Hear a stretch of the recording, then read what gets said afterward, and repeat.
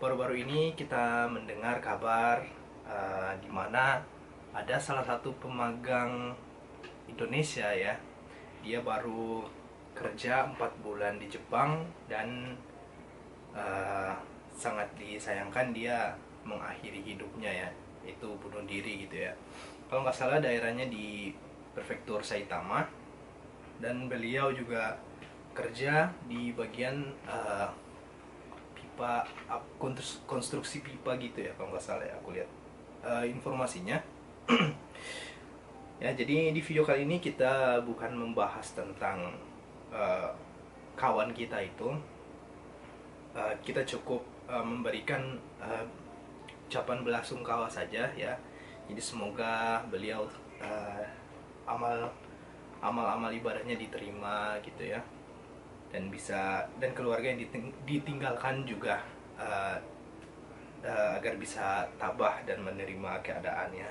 Jadi di sini aku bukan mau bahas soal kasus bunuh dirinya ya, karena itu mungkin adalah hal yang sensitif mungkin ya, karena bagi tiap orang punya masalah psikologisnya masing-masing gitu ya. Cuma di video kali ini aku mau menjelasin di mana kalau tiap anak magang itu punya perlindungan hukum ketika datang ke Jepang ya. Jadi contohnya kayak gini. Pas kita mau sampai di Jepang, awalnya kita sampai di Jepang itu kita akan menerima uh, kartu kartu residen gitu, kartu izin tinggal dan buku ini ya. Jadi ini untuk pemagang Indonesia ya. Jadi warnanya orange gini, dan kalau kalau dari negara-negara lain itu berbeda berbeda lagi, dan mereka punya bahasanya mereka sendiri. Dan di sini kita dibagikan buku ini pas tiba di bandara Jepang. Jadi buku apa ini dan apa fungsinya? Langsung aja kita bahas ya. Jadi ini simple aja aku bahasnya. Ini buku namanya buku pedoman untuk pemagang kerja teknis. Ya, jadi OTIT ya. OTIT. Jadi OTIT itu organisasi pemagangan kerja teknis untuk orang asing gitu. Jadi lembaga yang yang mensupport kita untuk kerja yang untuk kerja dan bisa konsultasi di Jepang itu ini. Jadi pedomannya ada di sini. Mungkin bagi teman-teman yang pemagang ya, mungkin udah lama di Jepang, pastinya di awal-awal datang ke Jepang tuh kita masuk dulu selama 1 bulan di sekolah gitu, belajar tentang budaya, ataupun sebelum masuk ke pekerjaan kita di sini, kita itu diajarin ya kayak budaya gitu, terus bahasa Jepang lagi.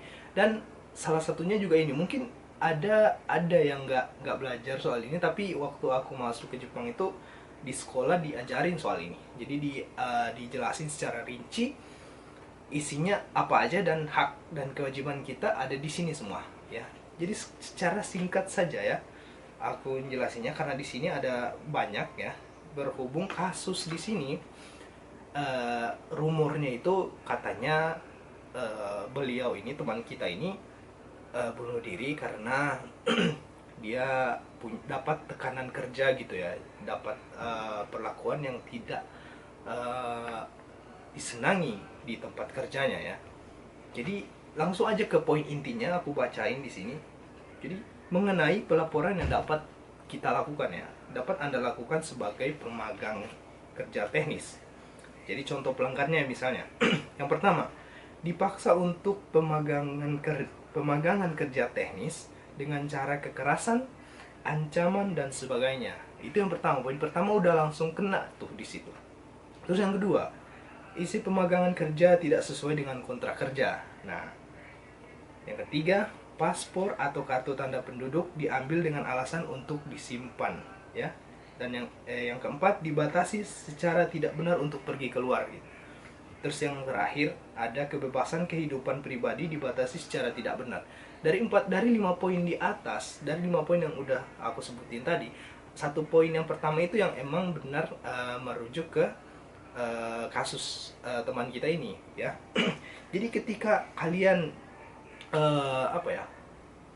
mendapatkan perlakuan yang tidak enak di tempat kerja, yang kalian bikin gak nyaman di tempat kerja, itu ini loh fungsinya. Jadi kita bisa laporin, ke perlakuan yang kita terima dari rekan kerja kita, dari orang-orang yang ada di tempat kerja kita itu, ke yang pertama, ini ya, langsung aja ke sini. Atau kalian kalau nggak mau ribet ke sini, sebenarnya di sini ada beberapa kontak person ya di sini. Jadi ada yang di beberapa kota, ada yang di Tokyo, ada yang di mana-mana lah gitu, ada di sini. Jadi ini khusus pegangan buat para pemagang aja. Terus yang kedua itu kita bisa konsultasi ke pihak perusahaan yang ngirim kita ke sini gitu ya. Jadi selain perusahaan tempat kita bekerja itu sebenarnya ada agen yang mewadahi kita untuk berangkat ke sini. Nah, kita bisa konsultasi ke pihak itu yang namanya pihak Kumiai gitu ya. Jadi ada pihak tempat kerja gitu di Genba maksudnya. Terus ada pihak Kumiai yang bisa kita jadikan tempat konsultasi, dan eh, yang terakhir adalah solusi yang paling terakhir adalah konsultasi psikologi ke KBRI gitu, KBRI Tokyo gitu ya. Kalau misalnya kalian mendapatkan perlakuan lagi seperti itu ya. Nah, itu kemarin aku baca info dari Instagramnya, dari halaman Instagramnya Kedutaan Besar Republik Indonesia yang ada di Tokyo. Jadi mereka itu membuka eh, konsultasi untuk setiap pemagang apapun itu ya, masalah apapun itu mereka membuka konsultasi untuk setiap pemagang yang lagi bekerja di Jepang atau yang berada di Jepang gitu.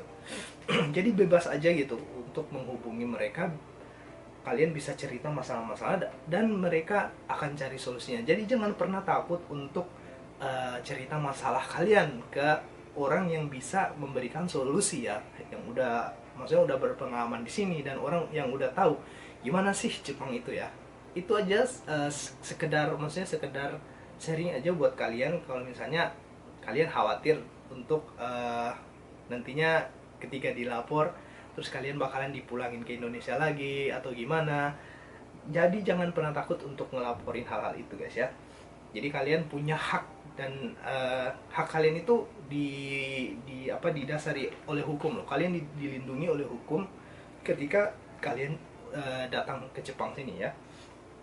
Terus yang terakhir itu saran buat teman-teman ya, calon pemagang nanti yang sekarang mungkin lagi berjuang atau sekarang baru punya keinginan untuk magang ke Jepang.